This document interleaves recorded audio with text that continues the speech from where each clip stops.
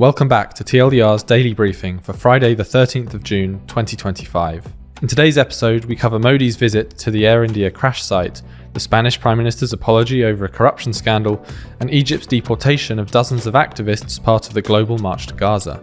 But first, Israel has launched a major attack on Iran.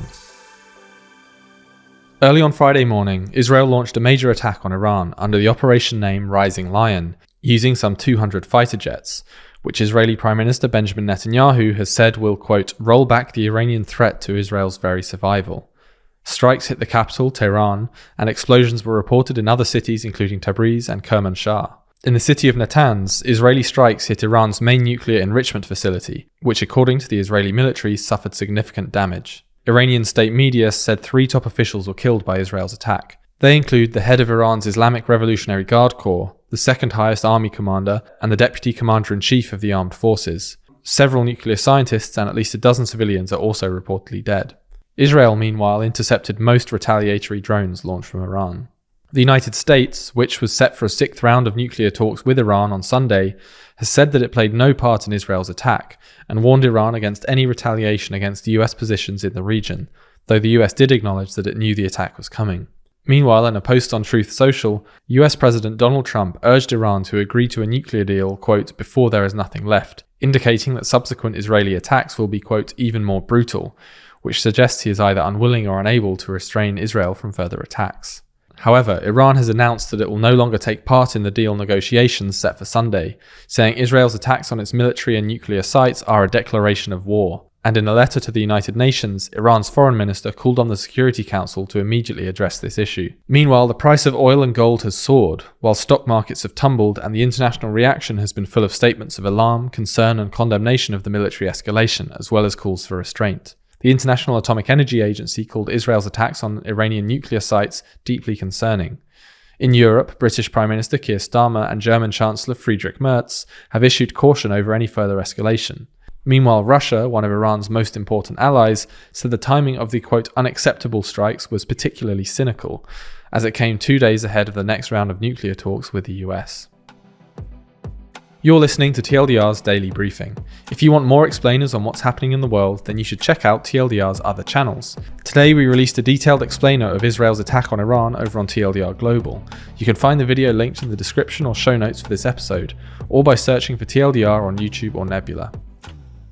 Today, Indian Prime Minister Narendra Modi visited the scene of the AirIndia Boeing 787-8 crash in Ahmedabad. According to the minimal flight data available, the plane, which was bound for London Gatwick Airport, climbed about 160 metres, reaching a speed of 322 km per hour.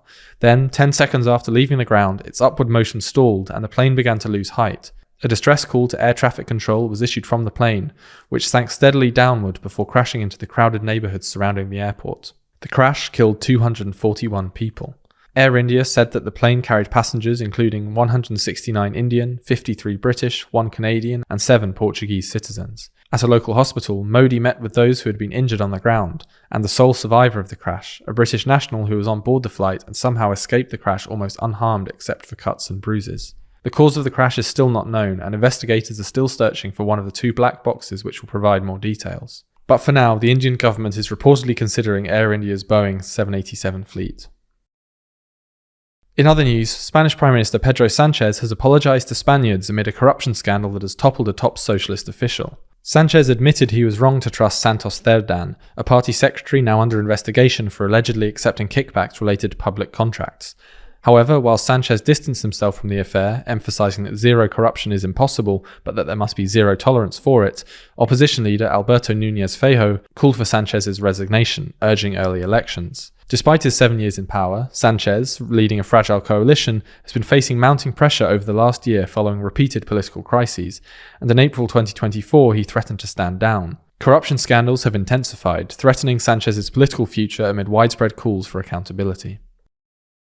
Yesterday, approximately 4,000 activists and volunteers from around the world arrived in Egypt as part of the global march to Gaza movement, aiming to break the Israeli blockade that has pushed the territory to the brink of famine. The march represents the latest effort by civil society to press for the entry of vital supplies like food, fuel, medical aid and other essentials into Gaza. Earlier, activists sailing to Gaza aboard the Madeleine to deliver humanitarian aid were intercepted by Israeli forces and some were detained. Earlier this week, Israeli Defense Minister Israel Katz referred to the protesters as jihadists and urged Egypt to prevent them from reaching the Gaza border. Reports indicate that at least 73 foreign nationals have been deported to Istanbul after being accused of violating entry protocols. An additional approximately 100 individuals are currently at the airport awaiting deportation. However, this move by Egypt has sparked some backlash. Hala Rarit, a former US State Department official, told CNN that Egyptian authorities have, quote, no reason not to support this march, adding that delegations across the world had informed Egyptian embassies of their plan well ahead of time. However, the issue of Palestine is a sensitive issue for Egypt, which has historically clamped down on dissent and criticism over Cairo's continued political ties with Israel, despite broad public sympathy for Palestinians. Now, before we wrap up today, a quick look ahead at the coming week. Sunday marks the beginning of the G7 Leaders Summit in Kananaskis, Canada. Even without the multitude of crises to deal with and the potentially awkward conversations between leaders, it's sure to be a historic summit, as it's the 50th meeting of its kind. That's all for today. We'll be back with you on Monday, so make sure you're subscribed wherever you listen. In the meantime, if you want to keep up on all the TLDR content that's been released across our channels, then subscribe to our new weekly email newsletter, published every Friday. You can do so by clicking the link in the description. This was a TLDR News production, hosted by Rory Taylor and written by Nadja Lovadinov, and produced by Scarlett Watchorn. Thanks for listening. We'll be back again on Monday.